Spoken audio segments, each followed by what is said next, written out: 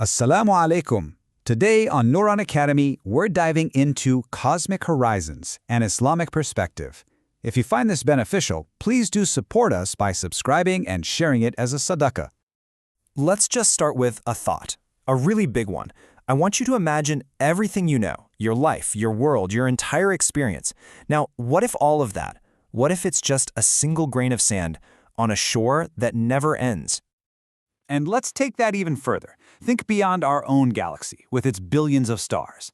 What if out there, in the deep dark, there are worlds, countless worlds, with skies and realities we can't even begin to picture?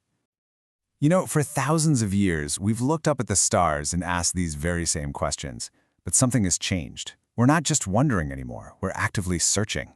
We are right in the middle of this incredible age of discovery, tackling humanity's oldest and deepest questions. For almost all of human history, the universe has been this beautiful but totally silent mystery. But now, for the first time ever, we actually have the tools to listen. It's like science has given us a new set of ears to hear the story of creation. And our vision into the cosmos is just unbelievably powerful now. We're not just looking at little points of light. We are literally peering back through time, watching the very first galaxies flicker into existence. We can analyze the air on planets hundreds of light years away, looking for the telltale signs of life. We can even map the invisible stuff, dark matter, that acts like a scaffold holding the whole universe together. You see, every little bit of light we capture, every gravitational wave we detect, it's a message. The universe is telling us its story, and we are finally starting to understand the language it's speaking. And this isn't some far-off theory. This is happening right now. The James Webb Space Telescope, what an absolute marvel of engineering, is already sending back mind-blowing discoveries. It's found water vapor, it's found carbon-based molecules, the essential ingredients for life as we know it, on planets so far away it's hard to even comprehend. So here's the bottom line. The search for life out there, it has officially left the philosophy classroom and entered the science lab. We now have a question we can actually test, and we have the tools to go look for the evidence. This is, without a doubt, a huge moment for all of humanity.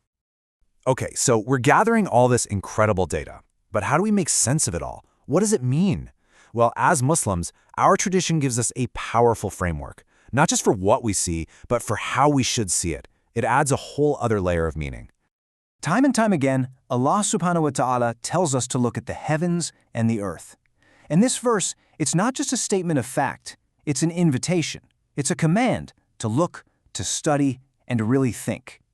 The universe isn't just a random accident, it's a deliberate act, and it is filled with signs. The key word here is ayat.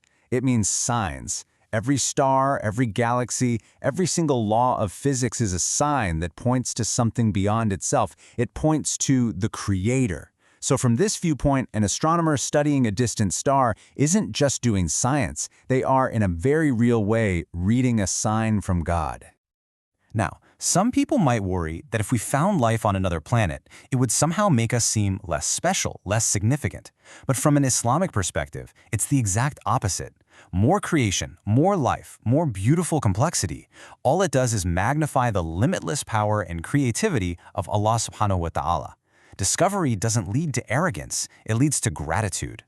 Islam gives us this beautiful balance between two concepts, ilm, or knowledge, and tafakkur, or deep reflection.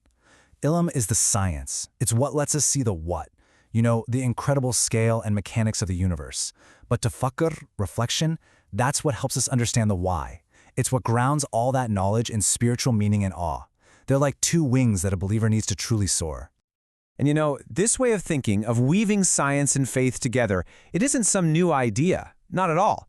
In fact, it's about getting back to a magnificent legacy, a legacy that, for many, has been almost forgotten. For centuries, the center of the world for astronomy was the Muslim world. From Baghdad to Cordoba, our ancestors were building enormous observatories, creating star charts so precise they're still admired today, and developing the math that modern astronomy is built on. This isn't just someone else's history, this is our heritage. And here's the crucial part. Their motivation was deeply spiritual. They studied the stars to figure out prayer times, the direction to Makkah, and the start of Ramadan. But most of all, they did it to follow the Quran's command to reflect on the signs of Allah subhanahu wa ta'ala. For them, the night sky was a giant classroom for tafakkur. So as we stand here today, on the brink of potentially huge new discoveries, this legacy doesn't just inspire us, it gives us a moral compass, because with great knowledge comes even greater responsibility. Humanity really has a choice to make.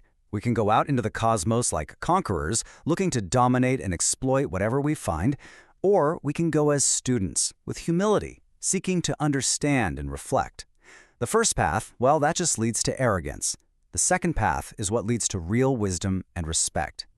The Islamic view on this is crystal clear. The universe is not some prize to be won. It's a trust, an amana.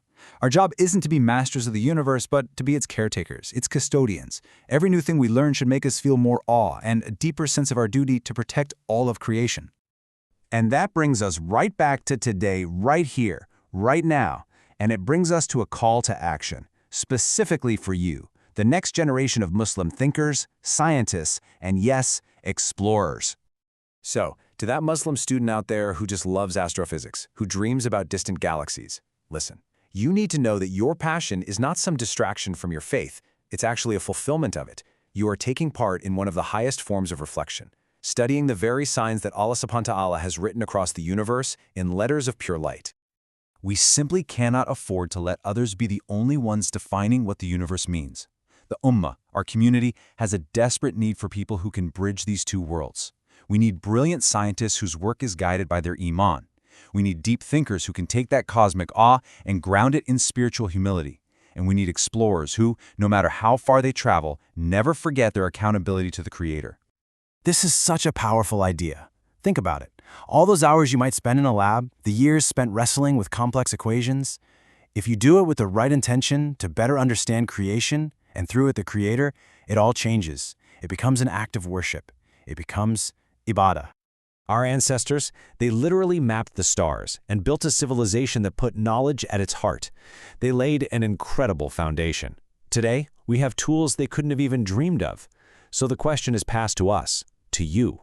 If they did all that back then, what new horizons will you help us discover? What will you build now? Presented and created by Nuren Studio.